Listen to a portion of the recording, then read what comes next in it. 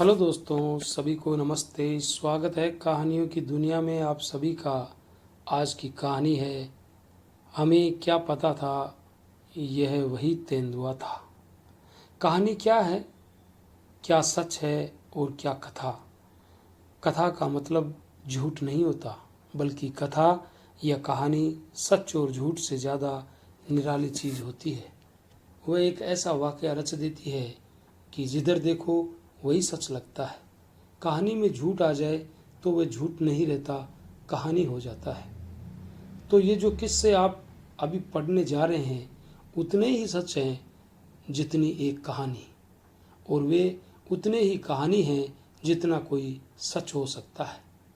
अब से 100 साल पहले इस धरती पर 1 लाख बाघ थे।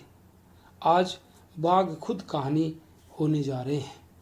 लोग बाघ देखने टाइगर रिजर्व जाते हैं और बाघ दिख जाने की और बाघ के न दिख जाने की कहानियां बनती है। अगर हम 30 सेकंड पहले पहुंचते होते तो उसके पैरों के एकदम ताजे बने निशान हमने देखे। ये वही कहानी है, बस समय बदला। अगर मैं 100 साल पहले पहुंचा होता तो 1 लाख बाघों के पांव के ताजे निशान देख पाता। कभी सच घटकर कहानी हो जाता है और कभी कहानी घटकर सच हो जाती है। कहानी इसलिए भी सच से बड़ी है कि बाघ की कहानी के लिए बाघ की भी जरूरत नहीं है। वह तो उसके पंजों के निशान से भी काम चला सकती है। जैसे एक पुरानी मूर्ति को छूकर लगता है कि हजारों साल पहले उसे बनाने वाले कलाकार के हाथ छू लिए। बंद घड़ी भी रोज कम से कम एक क्षण के लिए सच हो जाती है। इस बंद घड़ी की एक कहानी होगी कि ये मेरी दादी की घड़ी है।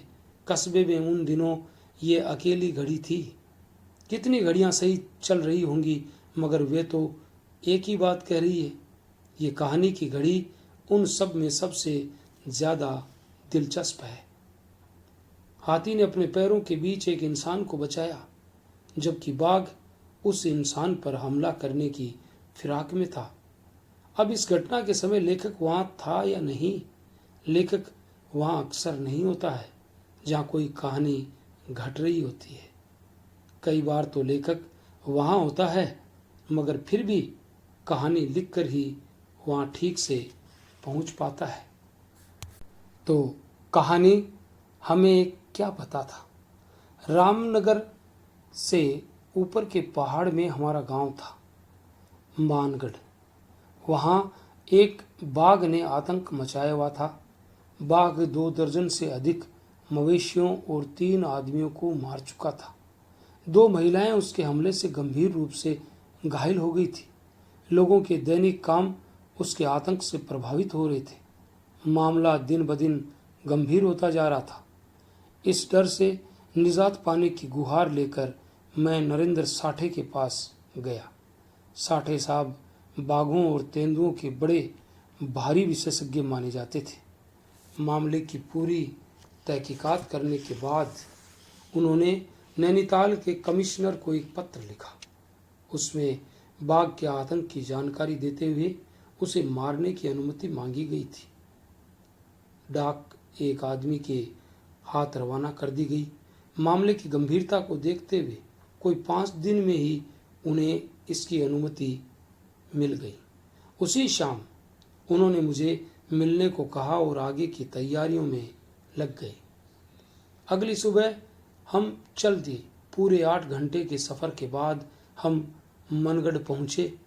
शाम को साठे साहब ने हल्का नाश्ता किया और आसपास के इलाके का मुआयना करने निकल पड़े।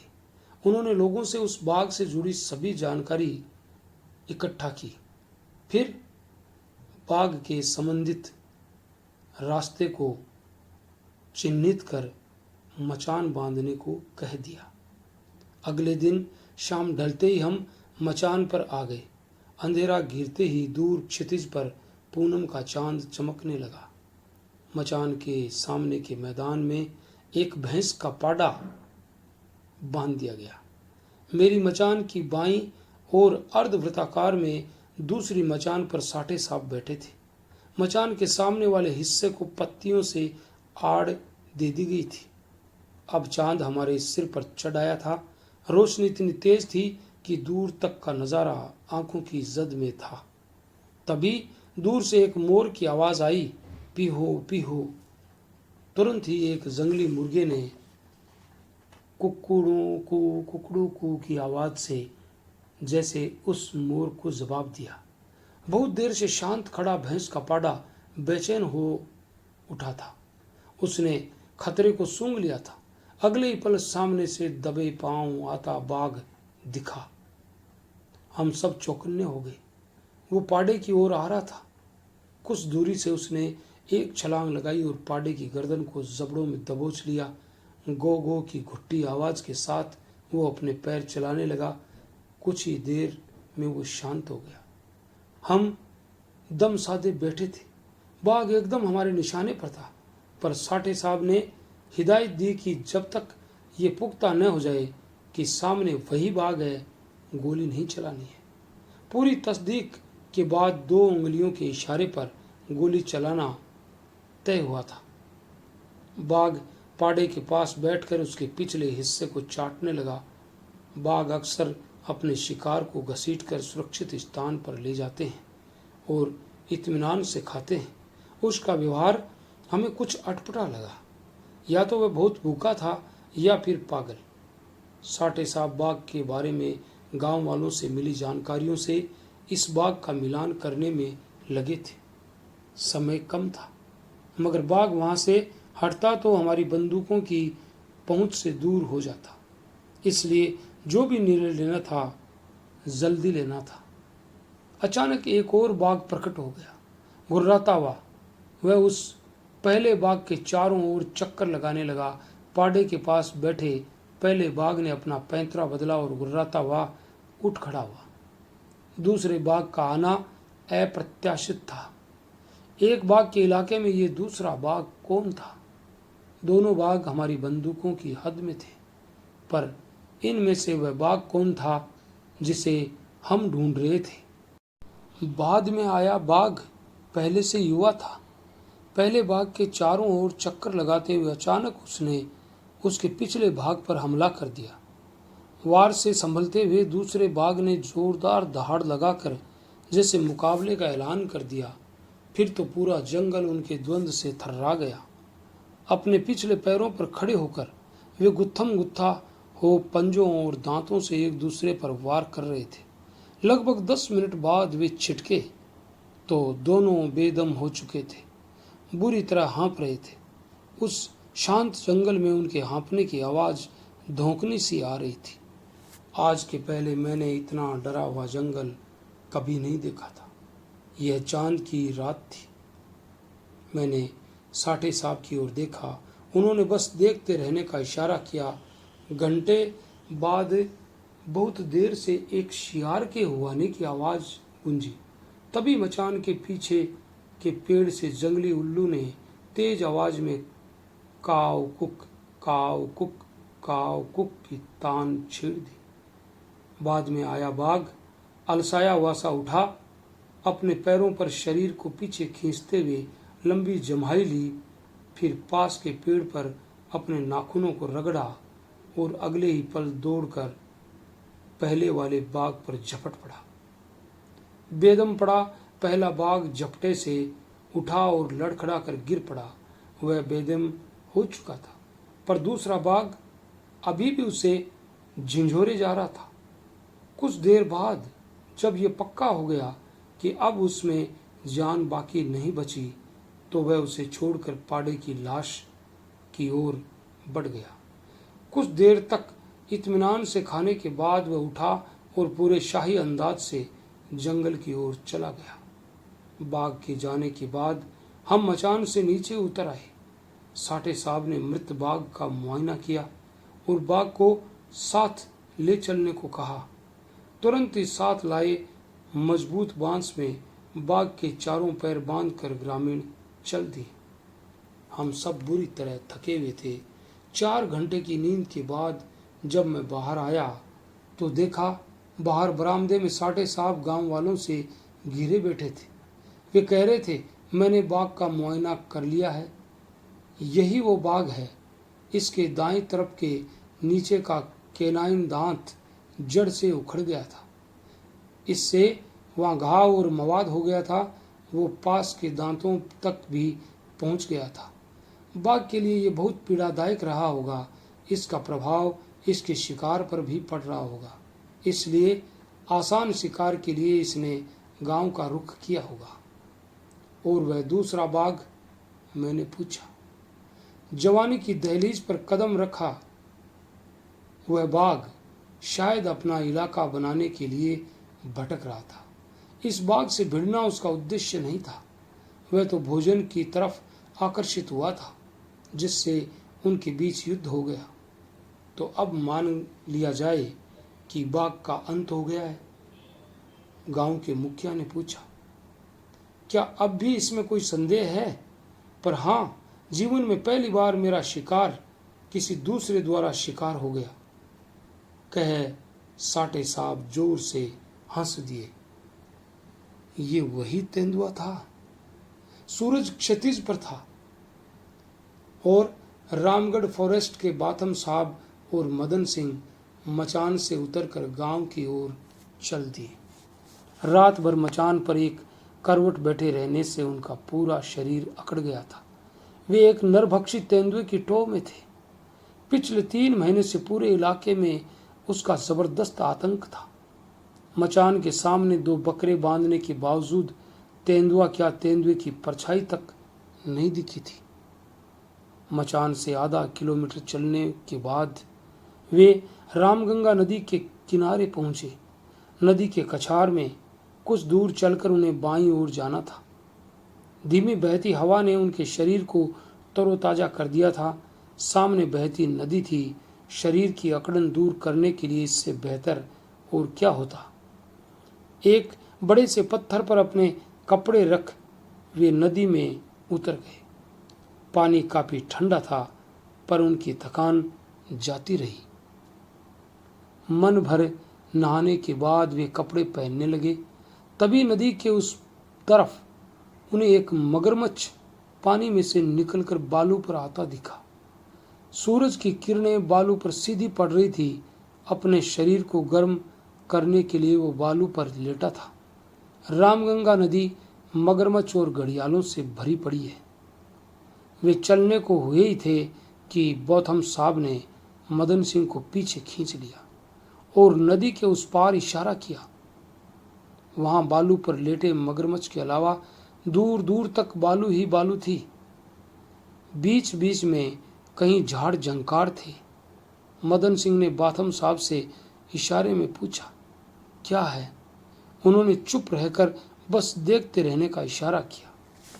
अगले ही क्षण एक बड़े पत्थर की ओट में कुछ हलचल महसूस हुई और फिर एक तेंदुआ दबे पांव बालू पर पसरे मगरमच्छ की तरफ बढ़ता दिखा। थोड़ी दूर चलकर वह जमीन से एकदम चिपक कर बैठा, जैसे टो ले रहा हो। अचानक वह दौड़ पड़ा। मगरमच्छ को संभलने का मौका ही नहीं मिला। तेंदुआ उस पर सवार हो गया। उसकी गर्दन की ऊपरी मोटी त्वचा को अपने दांतों से कसकर पकड़ लिया। मुंह खोले मगरमच्छ ने गर्दन झटक कर छूटने की कोशिश की, पर तेंदुए की पकड़ जबरदस्त थी। वह उसे घसीटकर नदी से दूर ले जाने लगा। मगरमच्छ ने छूटने के लिए पूरा दम लगाया। तेंदुए ने अगले पंजे से उसके सिर पर कई बार खरोंचा। मगरमच्छ धीरे धीरे पस्त होने लगा। तेंदुए ने उसे बालू पर छोड़ दिया और अपने अगले पंजों से उसके मुंह पर कई घातक वार किए। मगरमच्छ दर्द से पलट गया। तेंदुए के लिए यह सुनहरा मौका था। पंजों और दांतों से उसने अपने पेट पर उसके तेज वार किए और पेट की त्वचा काफी मुलायम थी। उसका पेट फट गया। बालू पर तड़पता हुआ वो धीरे धीरे शांत हो गया। मगरमच्छ के शांत होने पर तेंदुए ने उलट पुलट कर उसका मुआयना किया, फिर वहीं बैठकर हाँफते हुए सुस्ताने लगा। मगरमच्छ और घड़ियाल तेंदुए के स्वाभाविक शिकार नहीं है, मगर मगरमच्छ काफी दमखम वाला जीव होता है। मदन सिंह दम साधे इसे देख रहा था। उधर बाथम साहब उस तेंदुए का बारीक मुआयना करने में लगे थे। ऐसा दुस्साहसी तेंदुआ उन्होंने पहले कभी नहीं देखा था। तेंदुए के लिए इस इलाके में शिकार की कमी नहीं थी, बावजूद उसके इस तरह के जीव का शिकार जिसमें तेंदुए को बराबर का खतरा हो, बात समझ में नहीं आई। करीब आधा घंटा सुस्ताने के बाद तेंदुआ अपने शिकार को खाने लगा। कुछ खाया, बचे हुए को घसीटता हुआ ऊंचे पेड़ की शाखा पर ले जाने लगा। वहां इसे इत्मीनान से खाएगा। शिकार भारी था, लिहाजा वह बीच बीच में थोड़ा सुस्ता लेता था। दोनों ओझल होने तक उसे देखते रहे, फिर अपने कपड़े झाड़ते हुए उठे, अपनी अपनी बंदूकों को कंधे पर टांगा और चल दिए। लगभग 2 किलोमीटर दूर पानी के एक प्राकृतिक स्रोत पर पहुंचे। यहाँ से गांव अभी 1 किलोमीटर और था। सोते से पानी पीने के बाद वे एक पत्थर पर बैठ गए। दोपहर के खाने के बाद उन जगहों का निरीक्षण करना होगा जहाँ जहाँ तेंदुए का गांव वालों से सामना हुआ था। रात को उन लोगों से बात भी करनी होगी, बाथम साहब ने कहा। पर तय कार्यक्रम के हिसाब से तो आज ही मचान पर बैठना था। मदन सिंह बोला, अब उसकी जरूरत नहीं है। वो क्यों? तेंदुआ नरभक्षी नहीं है। यह एकदम चौंकाने वाली बात थी। तो क्या खबर झूठी थी? मदन सिंह ने पूछा। हो भी सकती है, पर सच्चाई जानने के लिए थोड़ी तहकीकात करनी पड़ेगी। आप इन्हें यकीन से कैसे कह सकते हैं? नदी किनारे दिखा तेंदुआ वही था जिसके शिकार के लिए हम लोग निकले हैं। उन्होंने अपना हेट नचाते हुए बड़े इत्मीनान से कहा। क्या? मदन सिंह को जंगल का तजुर्बा बेशक बाथम साहब जितना नहीं था, पर जितना था उस आधार पर इस बात को हजम करना मुश्किल था। गांव वालों की जानकारी के आधार पर मैंने बारीकी से उसका मुआयना किया। यह वही तेंदुआ था, पर मुझे उसके नरभक्षी होने का एक भी संकेत नहीं दिखा। पर चूक हुई कहाँ? मदन सिंह ने पूछा। यही तो देखना है, कहते हुए बाथम साहब खड़े हो गए। गांव पहुंचकर दोनों ने खाना खाया, थोड़ा आराम किया, फिर उन लोगों से मिलने चल दिए जिन पर तेंदुए ने हमला किया था। यहाँ वो पता चला जो वन्य जीव की विलक्षण बात थी। वह तेंदुआ नरभक्षी नहीं था, न ही उसने किसी को मारने के लिए हमला किया। वह बेहद निडर और दुस्साहसी था। एक क्या, वो तो इंसानों की पूरी टोली से भी नहीं डरता था। गांव में वह मवेशियों के लिए आया था। यहाँ उसका सामना इंसान से हुआ। ऐसे में तेंदुए अमूमन छुप जाते हैं या दूर हट जाते हैं, पर इसने चेतावनी देने के लिए इंसान पर हमला किया। इसका असर ये हुआ कि सब ने डर कर उसे नरभक्षी समझ लिया। अब वहाँ रुकने का कोई मतलब नहीं था। दिन ढलने में 2 घंटे बचे थे। अभी निकले तो 4-5 घंटे में हल्द्वानी पहुंच जाएंगे, बाथम साहब ने कहा। तुरंत ही चलने की तैयारी शुरू हो गई। अच्छी नस्ल के 2 घोड़ों पर बाथम साहब और मदन सिंह थे। सामान और साथ आए सहयोगी टट्टुओं पर थे। अंधेरा घिरने के 2 घंटे बाद वे रामगंगा नदी के कछार तक पहुंच गए थे। इसे पार कर आगे का रास्ता तय करना था। तारों से भरा आकाश मानो धीमे धीमे घूम रहा था। तभी बाथम साहब ने अपना घोड़ा रोक दिया। सामने बालू पर वही तेंदुआ राजसी शान से चला जा रहा था, मानो यह उसकी सल्तनत हो और सब उसकी प्रजा। ये थी कहानी। हमें क्या पता था, ये वही तेंदुआ था। अगर आपको अच्छी लगी तो हमारे चैनल को लाइक, शेयर, कमेंट और सब्सक्राइब जरूर करें। और मिलते हैं कल किसी नई कहानी के साथ। तब तक के लिए all the best. Thanks for watching.